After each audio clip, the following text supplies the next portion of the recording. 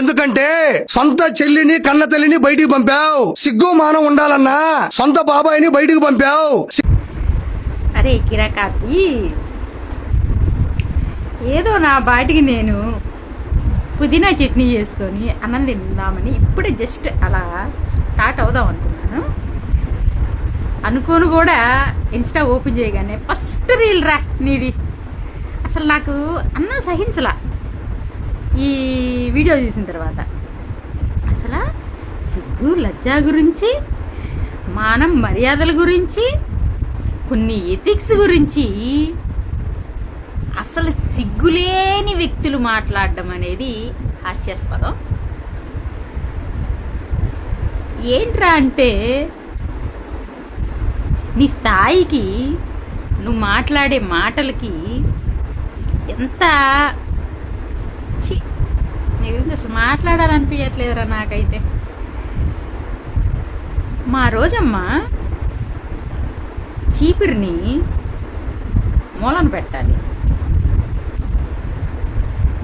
చెప్పుల్ని ఇంటి బయట వదలాలి, తాగేసిన గ్లాసుల్ని షింకులో పారేయాలి.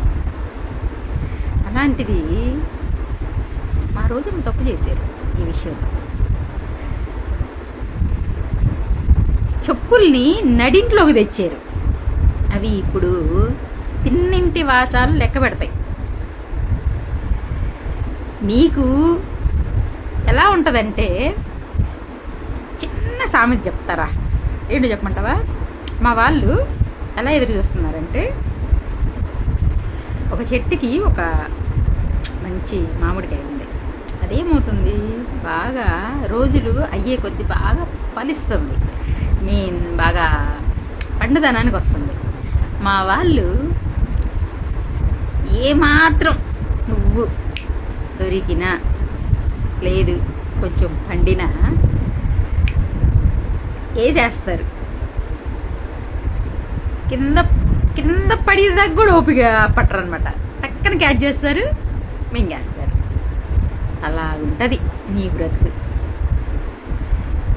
అన్నీ ఉన్నాయి, అనిగి మనిగే ఉంటాయి, ఏమీ లేని ఉంటాయి చూసావా, ఎగిరెగిరి పడతాయి నీలాగా. కాబట్టి వైసీపీ పార్టీ వాళ్ళ గురించి మాట్లాడినా, నువ్వేదన్నా మాట్లాడాలనుకున్నా నిజమున్నది మాట్లాడు.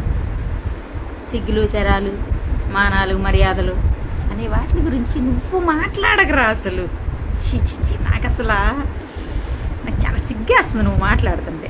అందుకని అన్నం కూడా పక్కన పెట్టొచ్చి నీతో మాట్లాడాలనుకుంటున్నాను. దయచేసి ఒళ్ళు దగ్గర పెట్టుకొని మాట్లాడు. ఆర్పి వెద్దవ్వ. ఓకేనా? జై జగన్.